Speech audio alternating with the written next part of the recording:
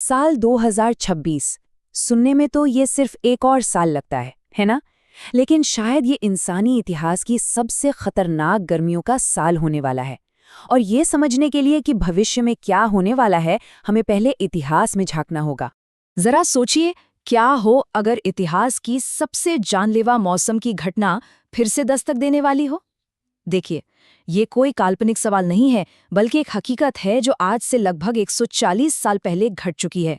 चलिए, समय में पीछे चलते हैं। साल 1877।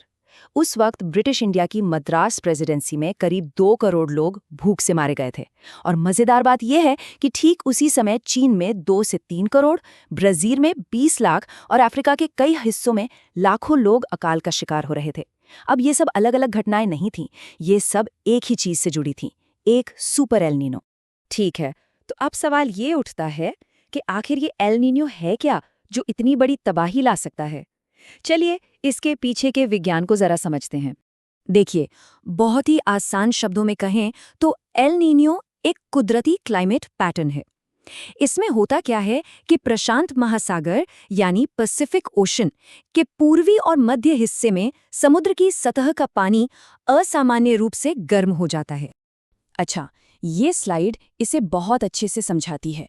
देखिए, एक नॉर्मल साल में तेज हवाएं गर्म पानी को एशिया की तरफ धकेलती हैं और दक्षिण अमेरिका के पास ठंडा पानी ऊपर आता है। सिंपल। लेकिन एल नीनियो वाले साल में ये हवाएं कमजोर पड़ जाती हैं। तो इसका नतीजा क्या होता है? गर्म पानी पूर्व में ही जमा होने लगता है और बस पूरी दुनिया का मौसम का पैटर्न गड़बड़ा जाता है। तो इतिहास और विज्ञान तो हमने समझ लिया, पर 2026 अलग क्यों है?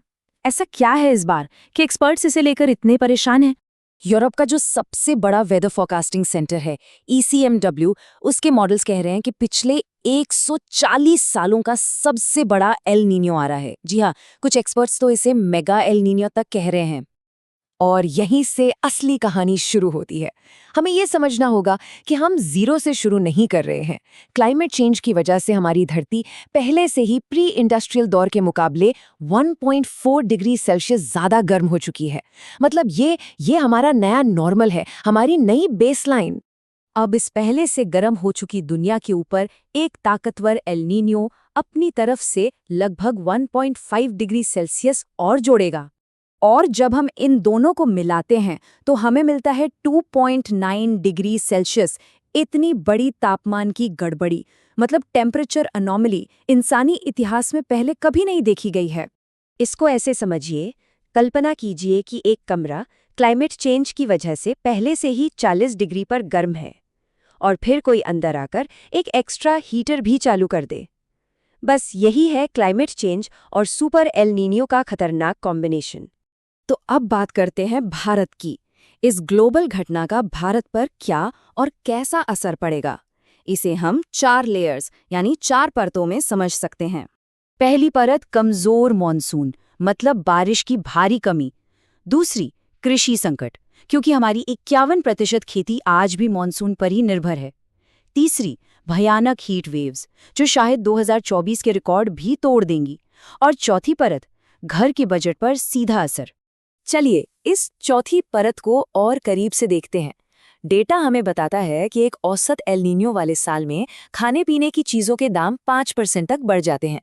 लेकिन एक सुपर एल नीनियो में ये उछाल 9% तक जा सकता है, जिससे हर घर का बजट बिगड़ना तय है।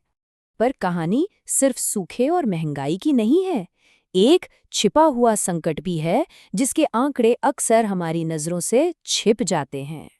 देखिए, असली खतरा सिर्फ दिन की चिलचिलाती धूप नहीं है। सबसे ज्यादा खतरनाक है वो रातें जो ठंडी ही नहीं होती। जब रात में तापमान नीचे नहीं आता तो हमारे शरीर को दिन भर की गर्मी से रिकवर करने का मौका ही नहीं मिलता, और इसी वजह से हीट स्ट्रोक का खतरा कई गुना बढ़ जाता है। और जब मौतों की बात आती है तो सरकारी आंकड़े एक बहुत ही उलझी हुई तस्वीर दिखाते हैं। 2000 से 2020 के बीच नेशनल क्राइम रिकॉर्ड्स ब्यूरो ने 20,000 से ज्यादा मौतें रिपोर्ट की। वहीं इंडिया मेट्रोलॉजिकल डिपार्टमेंट का आंकड़ा है सिर्फ 10,000 के करीब, मतलब सीधे सीधे 2 गुने का फर्क। इसकी एक बड़ी वजह यह है कि डेथ सर्टिफिकेट पर अक्सर मौत का असली कारण यानी भीषण गर्मी लिखा ही नहीं जाता। उसकी जगह लिख दिया जाता है कार्डियक अरेस्ट या ऑर्गन फेलियर। तो सवाल ये है कि असली संख्या क्या हो सकती है। एक बहुत ही डिटेल्ड एनालिसिस का जो अनुमान है वो सच में चौंकाने वाला है। भारत में हर साल लगभग 1.5 लाख लोग हीट वेव से अपनी जान गंवाते हैं। इसको इस तरह से देखिए कि दुनिया में गर्मी से होने वाली हर 5 मौतों में से एक भारत में होती है। इतनी बड़ी त्रासदी के बावजूद जुलाई 2024 में सरकार ने संसद में साफ कहा कि हीट वेव को आपदा यानी डिजास्टर की लिस्ट में शामिल करने का कोई प्लान नहीं है। इसका सीधा मतलब क्या है? अगर इसे आपदा नहीं माना जाता तो पीड़ितों के परिवारों को नेशनल डिजास्टर रिस्पांस फंड से कोई मुआवजा नहीं मिलता। तो अब सबसे अहम सवाल, क्या हम कुछ कर सकते हैं? बिल्कुल कर सकते हैं। अब डर से आगे बढ़कर एक्शन की बात करते हैं। एक सबसे असरदार समाधान बहुत ही आसान है, पेड़। स्टडीज बताती हैं कि पेड़ पैदल चलने वालों के लेवल पर तापमान 12 डिग्री सेल्सियस तक कम कर सकते हैं। लेकिन हमारी असलियत क्या है?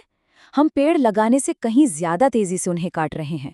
हर 1 वर्ग किलोमीटर नए पेड़ों के बदले 18 वर्ग किलोमीटर पुराने घने जंगल काट दिए गए। ये तो बहुत ही विनाशकारी संतुलन है। समस्या की एक और बड़ी जड़ है हमारी ऊर्जा नीति।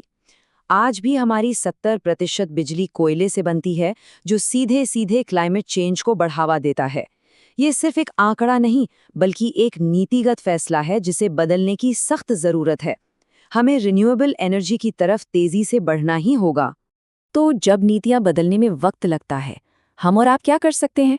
हम जमीनी स्तर पर बदलाव की शुरुआत कर सकते हैं। अपने आस पड़ोस में पुराने पेड़ों को कटने से बचाने के लिए आवाज उठा सकते हैं।